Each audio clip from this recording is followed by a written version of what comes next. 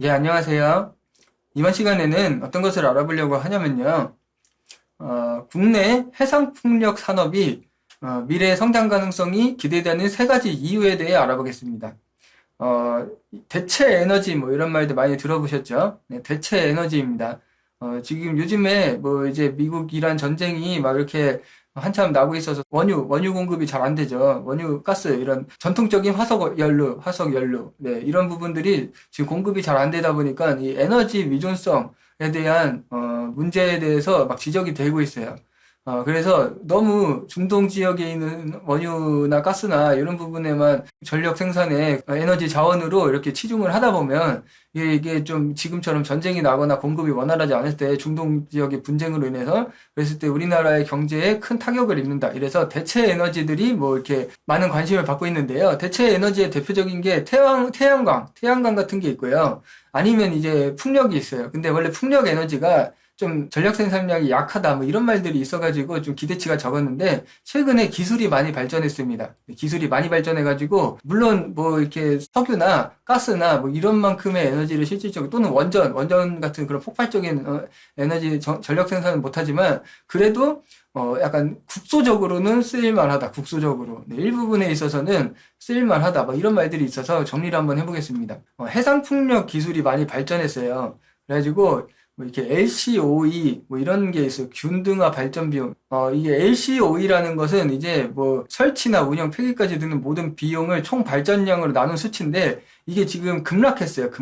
급락을 한 게 왜 그러냐면 해상 풍력의 그 이제 풍차같이 생긴 거 있잖아요. 그 약간 그 바람개비 모양으로 이렇게 바람 이렇게 불면은 돌아가는 그 있잖아요. 그 터빈이라고 하죠. 터빈. 네, 터빈이 원래는 옛날 2010년경에는 3메가와트 정도 수준이었는데 현재 기준으로 15에서 20메가와트급으로 엄청나게 증가했다. 그러니까 터빈이 엄청 커졌다. 이렇게 보시면 돼요. 그래서 그 똑같은 비용으로 이렇게 발전소를 설치를 하더라도 전력 생산량이 많아지다 보니까 가성비가 좋아졌다. 그래서 LCOE 균등화 발전 비용이 급락했다. 이 말은 가성비가 좋아졌다. 이렇게 말을 할 수 있는 겁니다. 그리고 이제 해상 풍력 단지들이 생기고 있어요. 우리나라도 지금 뭐 인천이나 저기 호남 지역에서 해상 풍력 대규모 단지를 구축하겠다 뭐 이런 식으로 지금 정치하시는 분들이 뭐 언급도 하고 그러거든요. 그래가지고 지금 이게 기가와트급으로 단지 규모가 커지면서 대량 발주를 해요. 뭔가 이렇게 발전소 설치를 하기 위한 재원들을 마련하는데 그래서 제조 원가가 줄어든다. 제조 원가가 규모의 경제죠. 그래서 말 그대로 규모의 경제입니다. 그래가지고 해상풍력 전용 단지가 조성이 되면 이제 뭐 공사 기간도 단축되고 비용도 줄어들고 물류 효율도 극대화가 된다. 그리고 이제 대규모 단지일수록 최신 장비 뭐 AI나 드론 등을 이용해서 유지 보수를 할 수 있기 때문에 발전소나 선박 같은 것들을 그 유지 보수 비용, 운영 비용을 절감을 할 수 있어요. 네, 운영 비용을 절감을 할 수 있다. 그리고 또 하나가 뭐냐면 이 부유식 해상 풍력 기술이라는 게 있어요. 이게 원래 이 해상 풍력을 할 때는 이 바람이 먼 바다에 이 해안가 말고요. 먼 바다에서 바람이 불 때 그 강력하거든요. 바람이. 그랬을 때 이제 요 전력 생산도 많이 되겠죠. 근데 이게 먼 바다는 수심이 깊다 보니까 원래 그 물 속에 그 건축물을 설치하기 굉장히 힘들었는데 부유식 해상풍력이 이렇게 물 위에 둥둥 떠다니는 거예요. 그래가지고 그거를 이제 기술을 만들어가지고 먼 바다에서도 해상풍력 기술을 이용할 수 있다. 그래서 굉장히 일정하고 강력한 바람을 이용해서 전력 생산을 할 수 있기 때문에 이 기술이 굉장히 좋아졌다라고 할 수 있겠습니다. 그래서 이거는 제가 생성형 AI를 통해서 이 상상도를 한번 만들어 봤는데요. 여기 보시면 해상풍력들이 이렇게 먼 바다, 깊은 바다에 있어요. 근데 여기 보면은 요 노란색으로 된 무슨 받침 같은 게 있죠. 이게 부유식 기술이에요. 그래서 물 위에 떠 있는 겁니다. 그 밑에 보면 약간 밧줄 같은 것이 막 이렇게 이어져 있고 뭐 그런데 이게 이제 부유식 해상풍력 대단지 이거를 대규모로 하는 겁니다. 그러면은 바람이 일정하게 불기 때문에 해상풍력은 이 24시간 계속 부는 거거든요. 깊은 바다에서는. 그래서 이걸 이용하면 이 전력 생산에 굉장한 도움이 된다. 그러면 지금처럼 막 이렇게 전쟁이 나가지고 중동 지역에서 원유 공급이 원활하지 않고 이럴 때, 이런 기술들을 이용하면 조금 보완을 할 수 있겠죠. 100%는 아니더라도. 그래서 지금 보면 우리나라 같은 경우에, 뭐 전북 서남권, 그리고 군산시, 뭐 이런 식으로 해가지고, 집적화 단지를 지정하고 뭐 이렇게 지역 경제 활성화를 하겠다 뭐 이런 식으로 되고 있고 해상풍력 상반기 입찰 뭐 이렇게 1.8 기가와트 공고 뭐 이런 식으로 하고 있어요. 그래서 해상풍력 특별법도 얼마 전에 통과가 됐습니다. 그래서 해상풍력 관련된 기술들의 발전 또는 실제로 전력 생산이나 뭐 에너지원으로서의 공급 뭐 이런 부분에 대한 기대가 지금 굉장히 높아지고 있어요. 그리고 지금 뭐 이제 해외에 뭐 미국이나 유럽 이런 데에서도 요 아리백이라는 말 좀 들어보셨을 텐데요. 이게 지금 전 세계적으로 아무튼 재생에너지에 대한 관심도가 높아지고 있고 기업들이 재생에너지를 안 썼을 때 규제를 하는 그런 문화들이 막 생겨나고 있습니다. 그래서 EU 같은 경우에 탄소 국경 조정제도 CBAM 뭐 이런 게 있어요. 그래서 이거는 뭐냐면 탄소세를 뭐 이렇게 내게끔 하는 그런 제도예요. 만약에 재생에너지를 사용을 잘 안 하면은 제품을 수출할 때 CBAM 인증서를 구매한다. 이게 탄소세를 내야 된다. 그런 겁니다. 탄소 배출량만큼 탄소세를 내야 된다. 그래서 아무튼 반강제적으로 유럽 수출을 하는 기업들에 대해서는 재생에너지를 쓰라는 말입니다. 네.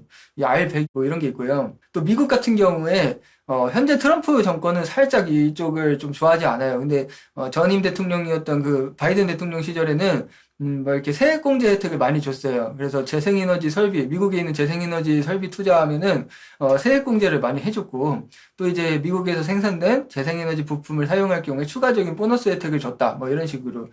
트럼프 대통령은 이런 걸 별로 안 좋아하는데, 근데 어쨌든 제가 봤을 때 뭐 전 세계적으로 이 재생에너지에 대한 부분은 이게 단순히 무슨 정치적으로 뭐 이념적인 문제 이런 게 아니고 기술이 발전을 하기 때문에 굳이 안 쓸 이유가 없다. 네, 뭐 그런 부분입니다. 아까 보신 것처럼 뭐 부유식 해상 기술, 그리고 터빈의 용량이 커지고 풍차가 커지죠. 네, 점점 커지기 때문에 그런 걸 이용해서 이렇게 해상 풍력은 바람이 계속 붑니다. 그 바다에서 바람이 24시간 내내 불기 때문에 이걸 이용해서 전력을 만들 수 있으면 굳이 안 할 이유가 없다. 이 기술이 발전하기 때문에 아무튼 굉장히 관심을 많이 받고 있는 그런 내용이에요. 그리고 이제 마지막으로 해상풍력이 또 중요한 이유는 바로 에너지 안보에 관한 부분입니다. 그래가지고 지금 트럼프 대통령이 지금 이런 말을 했죠. 지금 전쟁 중에 호르무즈 원유 수입을 하는 나라가 직접 알아서 나서가지고 봉쇄를 풀어라. 미국은 원래 세계 최고의 석유 생산 국가죠. 지금 현재. 그래가지고 미국은 물론 이게 물가는 오르겠지만 유가가 상승하면 물가는 오르겠지만 뭐 휘발유가 없지는 않습니다, 미국은. 하지만 우리나라 같은 경우에는 지금 이게 공급이 안 되면 큰일이 나죠. 아예 뭐 가격이 문제가 아니라 공급이 안 되면은 뭐 휘발유를 넣을 수가 없으니까. 비축유를 다 쓰게 되면은 그때까지 안 풀리면 문제가 됩니다. 그래가지고 이런 경우에 지금 중동 지역에서 분쟁이, 그것도 우리나라랑 관련 없는 그런 직접적인 관련이 없는 분쟁이 났을 때, 지금 우리나라의 에너지 자립 자체가 안 되기 때문에 그런 경우에 이런 해상 풍력을 이용해야 된다. 이거는 지금 우리나라 시각으로 4월 2일에 트럼프 대통령이 미국 이란 전쟁 관련해서 미국 내에서 이제 대국민 연설을 했어요. 연설을 했는데 여기서 뭐 여러 가지 이제 성과에 대해서 이야기를 했죠. 전쟁 성과에 대해서 이야기를 하면서 뭐라고 하냐면 호르무즈 해협 봉쇄는 해당 관련 국가들이 지금 원유 공급이 안 되는 그런 국가들이 알아서 나서서 군대를 보내든 협상을 하든 알아서 자체적으로 해결해라. 미국은 그냥 전쟁하고 이거 철수할 수도 있다. 이런 말들을 했어요. 그래가지고 지금 큰일 났거든요. 네. 이런 부분에 있어서 이제 에너지 자립, 에너지 안보 이런 부분에 있어서 모든 에너지원을 다 석유나 가스나 이런 부분에 의존할 수 없다. 그래서 해상 풍력이 중요하다. 대체 에너지가 중요하다는 말입니다. 그래가지고 이제 에너지 수입 의존도를 탈피한다. 네. 말씀드린 것처럼 석유, 가스 이런 부분에 대한 중동, 뭐 러시아 이쪽 지역에 대한 수입 의존도가 절대적이기 때문에 네. 지금처럼 막 이렇게 전쟁이 나면은 공급도 안 되고 가격도 올라가고 경제적인 문제가 너무 커진다. 그래가지고 해상 풍력은 우리나라 자원으로 하는 거죠. 뭐 이게 자원이라고 하기 웃기지만 바람이 우리나라에서 부는 거니까 네, 이건 뭐 바람을 수입해올 필요는 없잖아요. 그래서 굉장히 이게 자체적으로 만들 수 있는 아주 소중한 에너지원이다. 이렇게 말을 할 수 있어요. 그리고 에너지원의 이제 분산화. 이게 너무 석유나 원전이나 이런 부분에만, 물론 그 효율은 좋지만, 거기에만 너무 100%막 가깝게 이렇게 투자를 하다 보면, 그쪽이 살짝 마비가 되었을 때 전력 생산에 엄청난 차질이 생기죠. 그랬을 때 이제 해상풍력 같은 대체 에너지원들을 이렇게 만듦으로써 에너지원의 분산화를 한다. 그래서 이제 국가 에너지 시스템의 유연성을 극대화할 수 있다. 이렇게 말을 할 수 있겠습니다. 그래서 이번 시간에는 이런 해상풍력 산업의 미래 발전 가능성에 대해서 이야기해봤고요. 최근 이제 전쟁이 나가지고 이런 원유나 아니면 가스나 이런 전통적인 화석 연료가 공급이 자체가 지금 제대로 안 되니까 이 부분에 대해서 굉장한 경제적인 해결책을 강구해야 하는 뭐 이런 상황이에요. 그랬을 때 이런 해상풍력 기술을 절대로 간과할 수 없다. 네. 해상풍력 기술이 너무 발전해서 예전에는 저게 뭐 이렇게 터빈이 돌아봤자 전력 생산이 얼마 되지도 않는데 저거 해서 뭐 하냐 이랬는데 지금은 얘기가 좀 달라졌어요. 기술이 너무 발전해서 유의미한 전력 생산이 가능해졌다. 기술이 많이 발전했다. 이렇게 말씀을 드릴 수 있겠습니다.